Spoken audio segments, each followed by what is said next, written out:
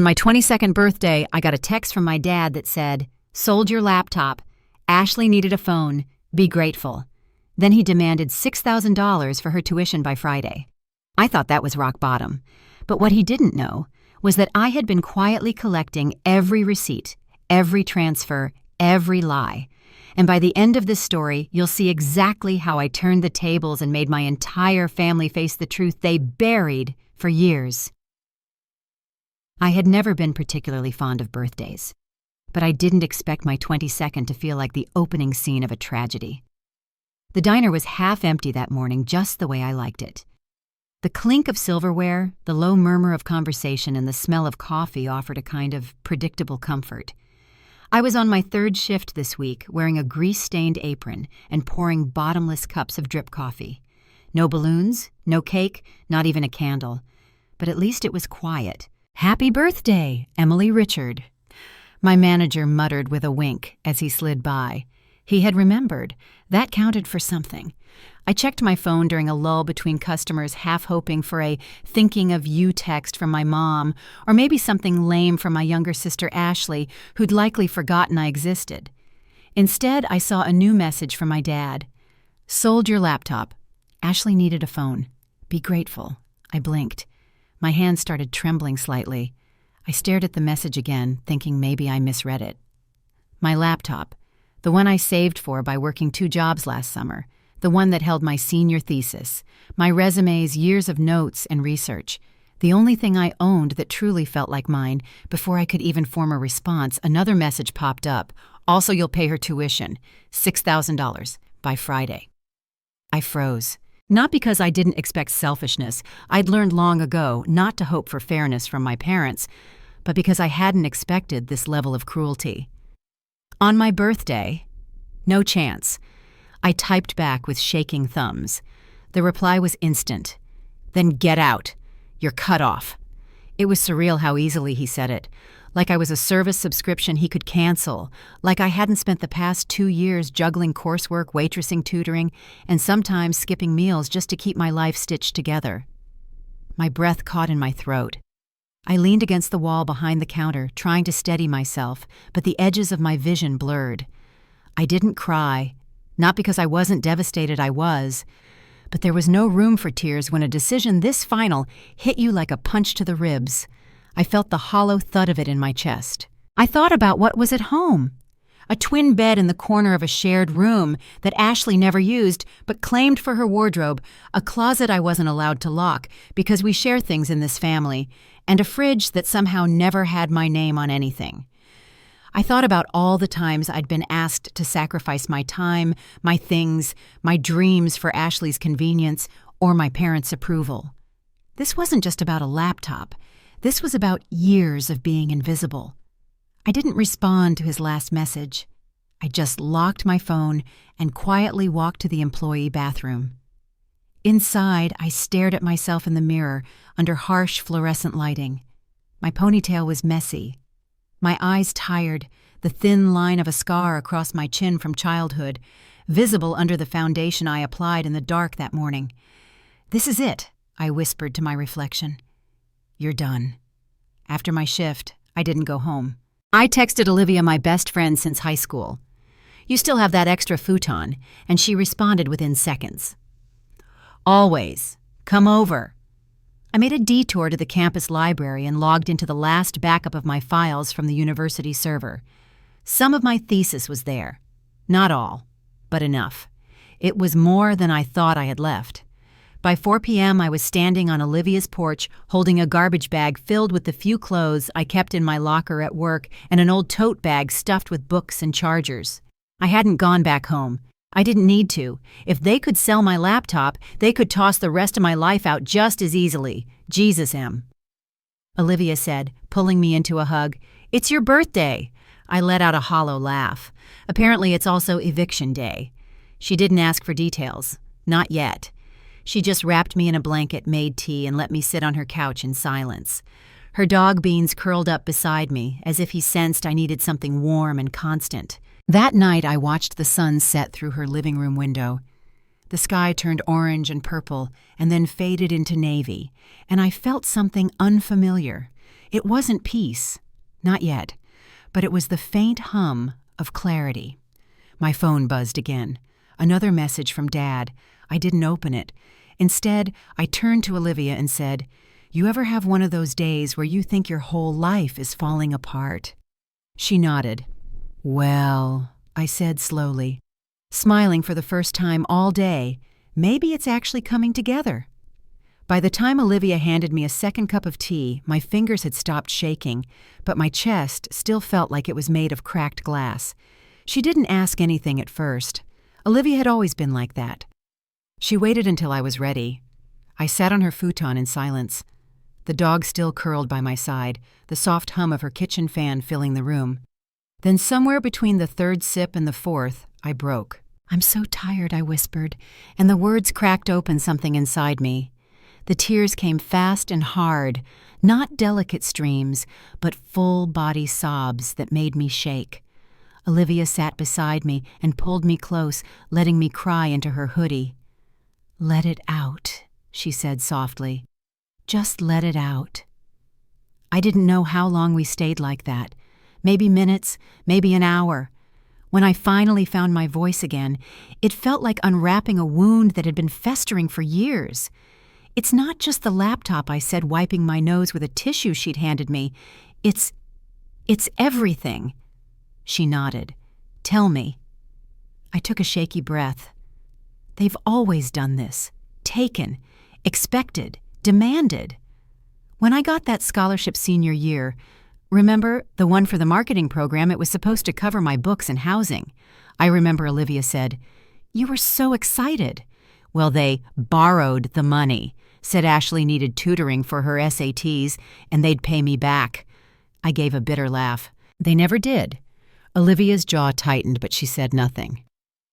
After that, I started hiding cash, keeping spare bills in old cereal boxes between books. Because any time I deposited into my bank account, Dad would ask for the password, said he needed to check for suspicious activity. Turns out, he was the suspicious activity, Jesus M. And it's not just the money. I turned toward her eyes rimmed red. "It's that I've never mattered. Not really, not unless I was useful." I let the silence sit there a moment, heavy and honest. They say they love me, but love shouldn't feel like obligation, right? Like I'm an unpaid employee in my own family. Olivia's eyes welled up. "Emily, I've worked since I was 15. Babysitting, tutoring, waitressing. I bought my own car, paid my own phone bill, bought my own clothes. Meanwhile, Ashley. She crashed 2 cars by the time she turned 19. Failed out of 3 programs. She doesn't even have a job, Liv. But every time she messes up, they cushion the fall with my future." I paused, the anger in my voice, now steady, grounded. "She took my clothes, my books, my time. They told me she needed it more, that I was the strong one, the responsible one. Like that made it okay to never receive anything. And when you finally stood up for yourself, Olivia said they kicked you out." I nodded, suddenly exhausted. "They don't see me as their daughter. They see me as the one who picks up the pieces when Ashley drops them. As long as I'm the backup plan, the second priority, the one who sacrifices, then I'm welcome. But the moment I say no, they cut the cord." Olivia finished. I gave her a look, part grateful, part heartbroken. I didn't grow up in a home live. I grew up in a job I didn't apply for, working overtime I never got paid for. We sat with that truth. And it felt heavy. They never came to my awards ceremonies. I continued quietly. But they went to every one of Ashley's cheer competitions. They missed my graduation dinner because Ashley had a last-minute spa day.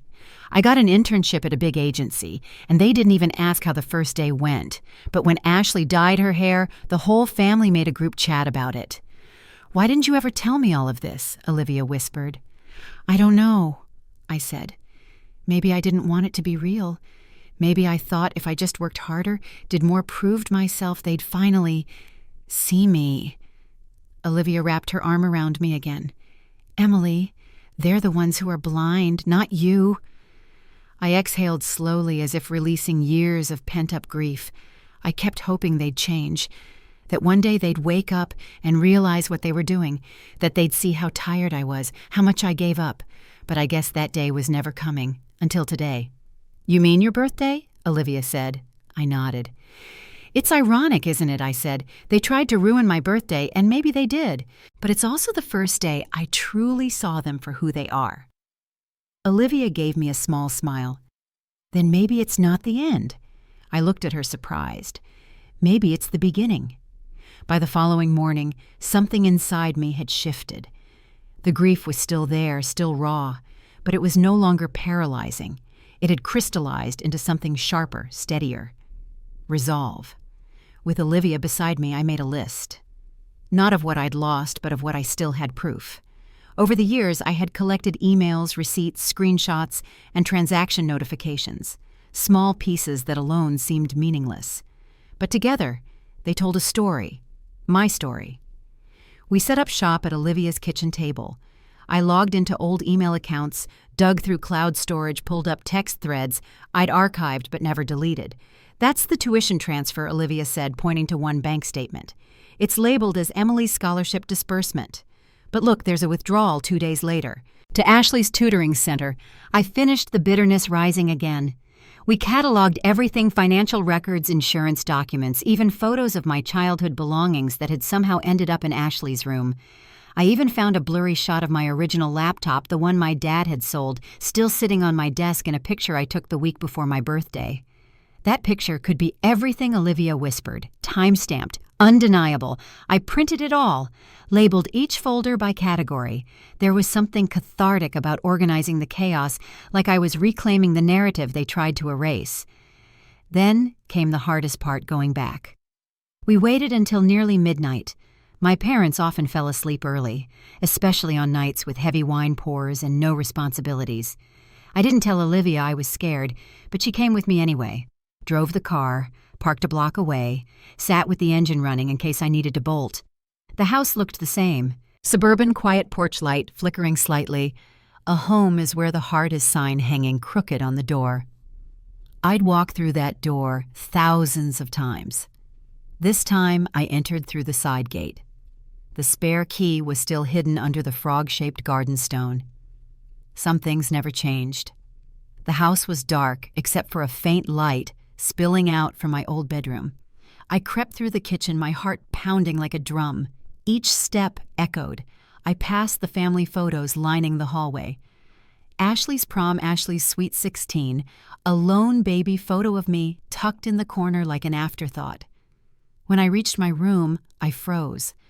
Ashley was standing in front of my closet, twirling in one of my old dresses, the blue satin one I'd bought with my first paycheck. She didn't see me at first. She was holding up her phone, taking mirror selfies, laughing softly to herself. Her blonde curls bounced as she posed, oblivious. "Ashley," she jumped, dropping her phone. "Jesus, Emily, what are you doing here? I could ask you the same." She flushed, stepping out of the dress quickly as if ashamed. I didn't know you were coming back." "I'm not. Just grabbing my things." There was an awkward silence as I pulled my duffel bag from under the bed and started stuffing clothes into it, what was left anyway. "You know, they told me you gave Dad the laptop," she said suddenly. "Said you wanted me to have a phone for school." I paused mid-fold. "That's not true." I figured she muttered, eyes downcast. "They didn't even let me ask you. They just handed me the phone and told me to say thank you." I looked at her, really looked, and saw something new. Not guilt exactly, but confusion, like a child just starting to realize the adults in her life had lied. "Ashley, you do realize they've been using me, right?" Her voice was small. "They said you owed us, that you were going to be successful anyway, that helping me wouldn't hurt you." I almost laughed. "Do you even know how many jobs I've had? How many nights I skipped meals to save money for books? I wasn't fine. I was exhausted." Ashley sat on the bed. "I guess I didn't think about it. I just thought you were the strong one." I zipped the duffel. Being strong doesn't mean you deserve to be used. She didn't respond. Before I left, I walked into the kitchen. It still smelled like lemon cleaner and overcooked pasta. I placed the thick folder I had prepared, the evidence, the trail, the truth, right in the center of the kitchen table. On top, I left a single note. This is the truth. You can choose to face it or keep pretending, but I won't play this role anymore. Then I walked out quietly, shutting the door behind me. No dramatic exits, no final words, just silence and freedom. The morning light spilled into Olivia's kitchen like nothing had changed. The kettle was whistling. Beans barked at a squirrel outside the window, and the scent of cinnamon toast wafted through the air. But everything had changed. When I finally turned my phone back on, it exploded. 43 messages, 27 missed calls, 5 voicemails. The first few were from my father. "Where did you get all this? You've gone too far, Emily. You think you're smarter than us." Each one more aggressive, more unhinged. He oscillated between fury and manipulation like it was a sport. The last message chilled me. "You'll regret doing this." My mother's texts came next. Her tone was softer but no less manipulative. "Why are you doing this to the family? Ashley is devastated. You've always been so dramatic. Please come home and let's talk face to face. You don't have to destroy us. Destroy them." I wanted to laugh, as if telling the truth was the equivalent of a nuclear warhead, as if I hadn't been buried under their destruction for years. Ashley had messaged too. Hers were the most jarring. "I didn't know it was that bad. Did they really take your college money? Are you okay?" I didn't respond to any of them. Not yet. Instead, I poured myself a cup of tea and stared at the screen, rereading everything. My hands weren't trembling anymore. My breath came steady, and then the phone rang. I nearly let it go to voicemail until I saw the name. Grandma Eleanor. I hadn't spoken to her in over a year. She was my dad's mother, a woman I'd always admired from a distance. Sharp, elegant, commanding, but she'd also always kept her opinions to herself, especially when it came to her son. I answered. "Emily," she said. Her voice was steadier than I remembered. "Are you safe?" My throat tightened. "Yes, ma'am. Are you with someone? A friend?" "Yes, Olivia." "Good. Stay there." There was a pause like she was collecting her words. "I saw the folder," she said. Ashley showed me. I blinked. "She did. She brought it over this morning. Said she didn't know who to trust. That surprised me more than anything else that day. She said you were honest, that you didn't yell or accuse her, that you just showed her the truth." I was quiet. I read every page. Emily Grandma Eleanor continued. "I always suspected things weren't fair, but this—" Her voice caught for a second. "This is criminal." There was something electric in the way she said it, something fierce. "I'm sorry," she said finally. "I should have spoken up sooner. I didn't know what to say. For so long, I'd assumed everyone saw and simply didn't care, that they mistook silence for loyalty. But now, hearing her acknowledge it, it did something to me. Like a tiny piece of my soul had been returned. "Thank you," I whispered. Another pause. Then she said something I never expected to hear. "We're flying in." I blinked. "What me?" "And your Aunt Diane. We've booked a flight. We'll be there tonight." "Why?" Her voice sharpened. "Because this time we'll make them listen." By noon, Olivia's living room had turned into a war room. Folders were spread across the coffee table, sticky notes fluttered from every edge, and a large cup of cold brew kept me awake, though my nerves alone could have done the job. That's when the doorbell rang. Olivia peeked through the window and turned to me, raising an eyebrow. It's a woman, mid-50s. Looks like she means business. I stepped forward and opened the door. "Aunt Diane," I said softly. She hadn't changed much, still dressed in neat, no-nonsense clothes with her hair pinned back and a no-frills leather bag slung over one shoulder. But there was something different in her eyes. Not pity, conviction. "May I come in?" she asked. I stepped aside and she entered with brisk purpose. Olivia excused herself politely, giving us space. Diane sat down and pulled out a folder from her bag. "I've been reviewing documents with your grandmother since last night. She's furious, Emily. And rightfully so." She opened the folder and laid out copies of official-looking paperwork, legal seals, and notarized letters. "This," she said, pointing to the largest one, "is a trust fund. Your grandfather set it up for you when you were 9 years old. It was meant to mature when you turned 21. I stared at the paper. My name was there in bold print, Emily Grace Carter beneficiary. I never knew this existed. Of course you didn't, Diane said grimly. Because Rick, your father, requested power of attorney when you were a minor, he funneled the money into a custodial account and eventually used it to cover private school fees, electronics, even a summer abroad. For Ashley. My stomach turned. All of it was supposed to go to you, for college, for your future. My fingers curled into fists. So everything, every job, every night I worked until 2 a.m., every paper I wrote on borrowed laptops, I didn't have to do it alone. She shook her head slowly. You didn't, but he made sure you did. My breath caught in my chest. How did you find out? Your grandmother suspected something years ago, but he always brushed her off. Now that you've brought everything into the light, we started digging, and what we found, it's not just unethical, Emily. It may be prosecutable. I sat back, trying to absorb the weight of it all. A trust fund, my name on documents, lies that spanned more than a decade. Before I could respond, there was another knock at the door. This time it was Ashley. She looked like she hadn't slept. Her eyes were red-rimmed, her hair messy, and her clothes hastily thrown on. She held a small paper bag in one hand and a wrinkled cardigan clutched in the other. I brought your sweater, she mumbled, not meeting my eyes.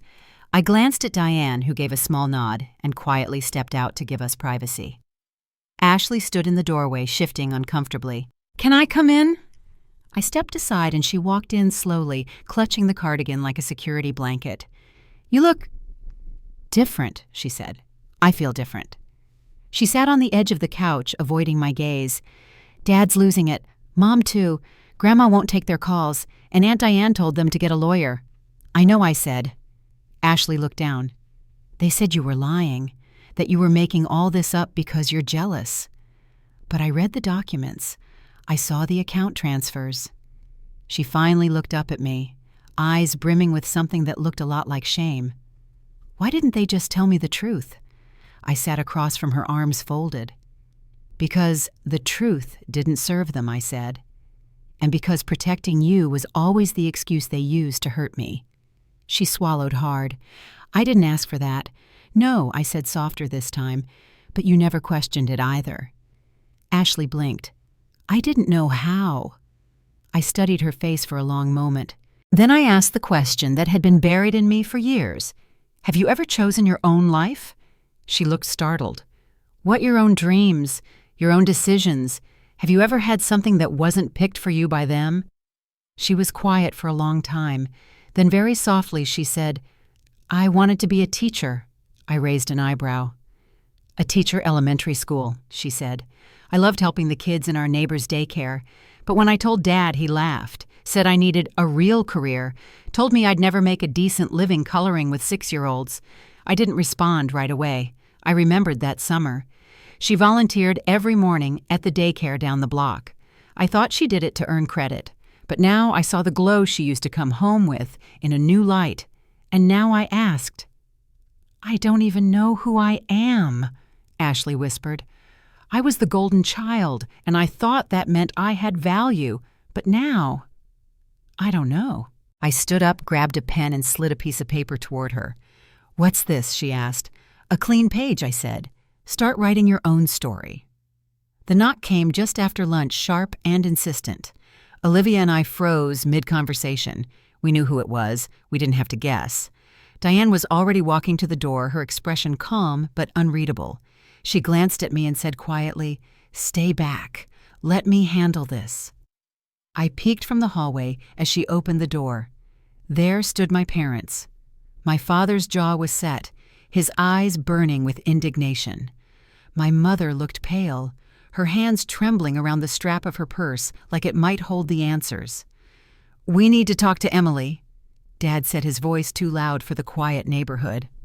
No, you don't, Diane replied evenly. She's safe here, and she doesn't owe you anything. My father scoffed. This is family business. Diane didn't flinch. Then maybe you should have treated her like family. You have no right to interfere, Mom said, trying to push past her. That's when Diane stepped in front of them, one hand raised. I'm warning you both, she said. Leave now or I'll involve the police. "You wouldn't dare," my father hissed. In one swift motion, Diane pulled out her phone. "Try me." They stared at her for a beat. Then my father's eyes found mine down the hall. "There you are," he said. "You think you've won, don't you?" I stepped forward. I wasn't hiding anymore. "No," I said. "I think I finally stopped losing." His lip curled into a sneer. "You think some paperwork and petty grievances give you power over us? You're nothing without this family." "I was nothing because of this family," I said quietly. "You made sure of that. I paid for your food, your clothes." "With my money," I snapped. "Money from a trust you stole, from a future you burned down just to pave someone else's path." That was when Diane raised her hand and made the call. "Hello, yes, I'd like to report 2 individuals trespassing and attempting to intimidate a young woman on private property." My mother gasped. "You're calling the police on your own." Brother Diane turned to her. "I'm protecting someone he's hurt." For a moment, no one moved. Then a new voice cut through the silence. "Actually, I think this belongs to you." A tall man in a dark gray suit stepped through the front gate holding a sealed envelope. "Mark Holloway," he said, handing my father the envelope. "Legal representative for Eleanor Carter." Dad took the envelope with visible hesitation. "What is this? An emergency hearing has been scheduled," Mark said, "due to suspected misappropriation of funds and fraudulent financial behavior. You'll want to read the fine print." My father's face went red. "You can't be serious." "Oh, we are," Mark replied. "You've got 72 hours to comply with the documentation request. If not, we proceed with formal charges." Mom clutched his arm now, clearly panicking. "You called a lawyer," she gasped. "Your mother called a lawyer on her own son." "No," I said, stepping forward. "She called one for her granddaughter. Their faces, once so sure, so smug, looked suddenly small, like towers crumbling under their own weight." "I'll see you in court," I added. "You think this is strength," my father snarled. "Running away and turning us into criminals." I met his gaze, firm and unblinking. "No," I said.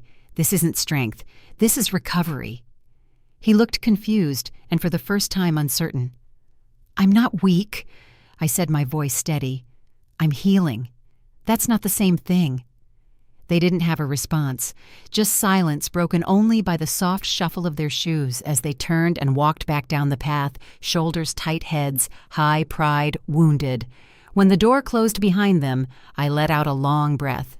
Diane smiled faintly. "Well," she said, "that went better than I expected." I laughed, a real one, not bitter or broken, just honest. It felt like the first time I'd truly exhaled in years. Healing didn't happen all at once. There was no single moment where I woke up feeling whole again.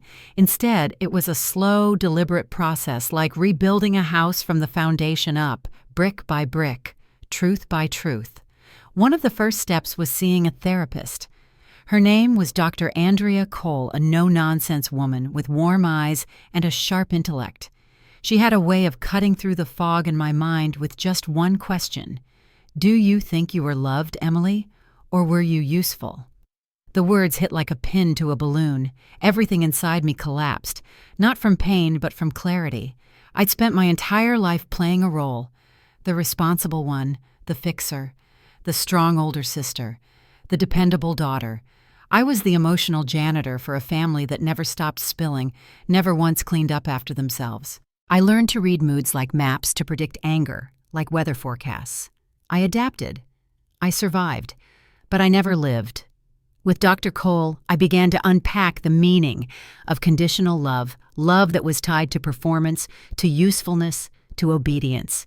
It was liberating and devastating at the same time.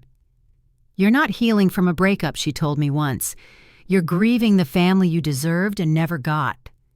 Meanwhile, Diane connected me with a financial consultant, Leah Torres. Leah helped me dig through the mess my father had left behind. She was thorough, kind, and surprisingly empowering. "This isn't just about numbers," she said during our second meeting. "It's about reclaiming control, your money, your voice, your future." And piece by piece, I did. I opened a new account, froze access to any linked financial documents, reported unauthorized transfers, began to build a savings plan. For the first time, I saw money not as survival but as freedom. Then came the unexpected opportunity. Richard, the manager at the diner, had apparently told one of his friends in marketing about my situation. "She's sharp professional, and she doesn't quit," he'd said. "You'd be lucky to have her." And just like that, I got a call from a boutique agency downtown. The interview was short, almost casual.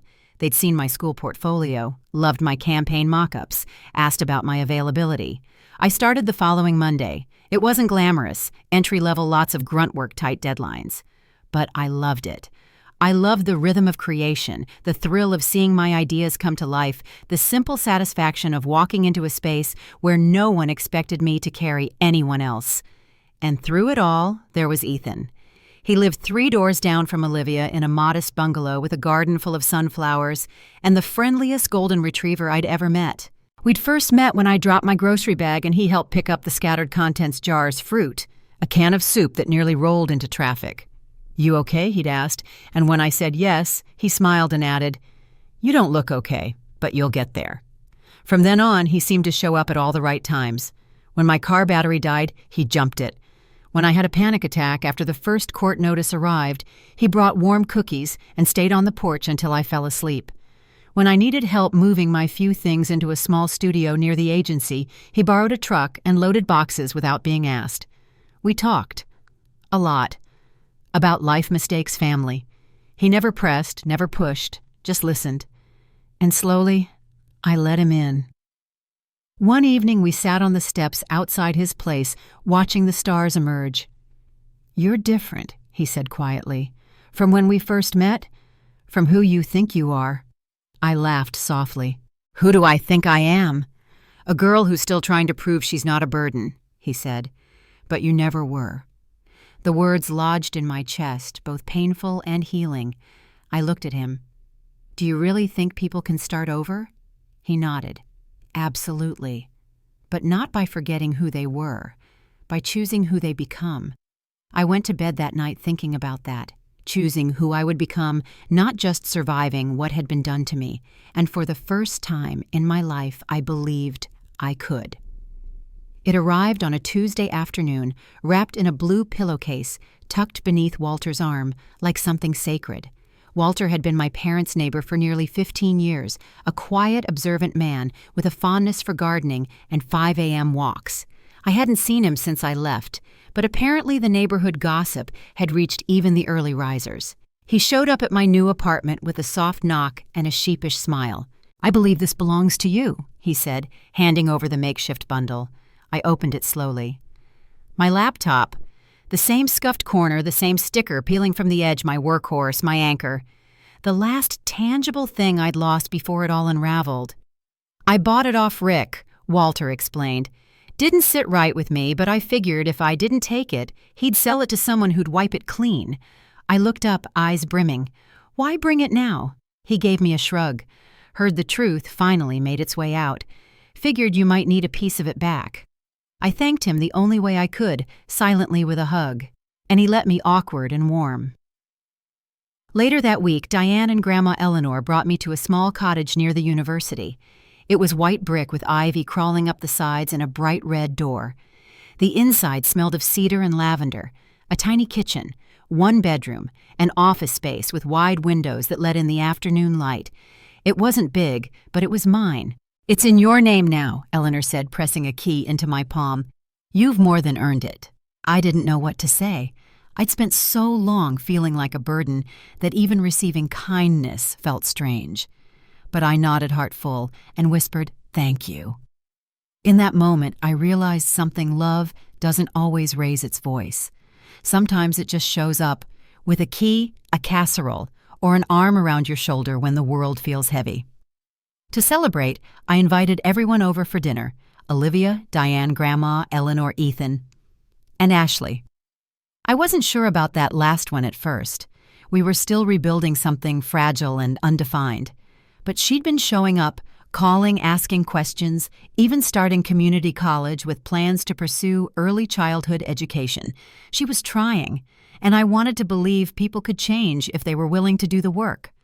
I cooked my favorite dish, creamy garlic pasta with roasted vegetables, and Olivia brought wine. Ethan brought sunflowers in a mason jar. Diane arrived with fresh bread and a playlist she claimed was mandatory dinner music. Ashley showed up last, holding a chocolate pie and looking like she wasn't sure she should be there. "You're not late," I told her, opening the door. She looked relieved. "I burned the first one," she said, holding up the pie. "This is round 2. We all crammed into my little dining room, the table barely holding the plates, glasses, and laughter. Beans, the golden retriever, wandered between legs, hopeful for scraps. For the first time in a long time, I wasn't watching my words. I wasn't shrinking. I wasn't carrying invisible weights. I was just there, present, alive. Ethan leaned in at one point and whispered, "This is what home feels like." I smiled. He was right. Later, as the dishes sat drying and the last bottle of wine was half empty, Ashley pulled me aside. "I still don't know how to undo everything," she said. "You don't have to," I replied. "You just have to keep showing up. That's enough." She nodded, tears in her eyes. "I will." That night, after everyone left and silence returned to the little house, I sat at my desk and opened my laptop for the first time in months. The screen lit up. My thesis was still there. My old photos, my playlists, my notes. All the pieces of me they tried to erase. I smiled. I wasn't erasing anything. I was writing something new. A year can change everything. 12 months ago, I was standing behind a diner counter with nothing but a garbage bag of clothes, a broken heart, and a phone full of ultimatums. Now I stood in front of a room full of applause, wearing a cap and gown diploma in hand. Summa cum laude. I still remember the sound of my name being called, the pause before the cheer, the thud in my chest as I walked across the stage and shook hands with the dean. And then, the moment I spotted them in the crowd, Olivia Diane, Grandma Eleanor, and even Ashley, who clapped until her hands turned red. I didn't cry on stage. I waited until I was back in the hallway alone with the weight of what it all meant. I had made it, and not in spite of the past, because of what I chose after it. I started full-time at the agency the following week. My role evolved quickly from assistant to junior strategist, thanks to a campaign pitch that impressed one of our biggest clients. I poured everything into the work. For the first time, I wasn't trying to prove myself to anyone. I was just doing what I loved, and that was enough. The mornings were mine, the commute short, the coffee strong, the goals mine to chase. Ashley, too, had changed. She enrolled in an early childhood education program, taking night classes and working part-time at a local preschool. She moved into a small studio downtown, bare walls, secondhand furniture, but her space. She called often, sometimes just to share lesson plan ideas, other times to ask hard questions about our family, about herself. "I never really knew how much I let them shape me," she said once. "Now I'm learning how to undo it. We were building something. Not perfect, but honest, real." Our parents, on the other hand, remained distant. Mom sent emails from time to time, updates about her garden, cryptic references to how things used to be, awkward invitations to come home for dinner. She never used the word sorry. She always framed it as a misunderstanding, a difference in perspective. She clung to the version of events where she was innocent. I didn't respond to most messages. When I did, I kept it short, civil. But I no longer tried to make her understand. I had stopped bleeding for her recognition. Dad never reached out. Not once. I thought that would hurt more than it did. But the silence was cleaner than the noise had ever been. At least now I wasn't pretending. Then there was Ethan. Some people enter your life like lightning, fast, bright, and over too soon. Others arrive like a sunrise, quiet, steady, patient. Ethan was sunrise. He never rushed me, never asked for more than I could give. He showed up, consistently, with coffee when I had deadlines, with flowers when I didn't expect them, with questions that made me think, and silences that felt like safety. One evening in early spring, we were on my balcony. The city lights stretched below us like constellations, flickering stories in every window. I was leaning against the railing, a warm blanket draped over my shoulders, and Ethan sat beside me, his hand close but not touching mine. "I've been thinking," he said. "Dangerous." He smiled. "About us." I turned to look at him. "I know you're still healing, and I know you've been through more than most people would believe. But I've seen you rebuild M, not just your life yourself. He reached for my hand. This time I let him. I love who you are now, he said. But more than that, I love that you did the work to become her. My chest tightened in the best way. I love you too, I whispered. And just like that, something settled. Not fireworks, not drama, just certainty. Warm and grounding. That night, I stood alone on the balcony for a moment longer after he'd gone inside. The wind was cool, brushing against my skin like a reminder. You are alive, you are free, you are home. In front of me sat a small birthday cake Olivia had dropped off earlier. One candle already lit, flickering in the night. 23, not a dramatic age. But to me it felt monumental. The year I said no. The year I walked away. The year I chose me. I took a deep breath, leaned in and whispered, "Sometimes losing everything is the only way to find yourself." Then I blew out the candle.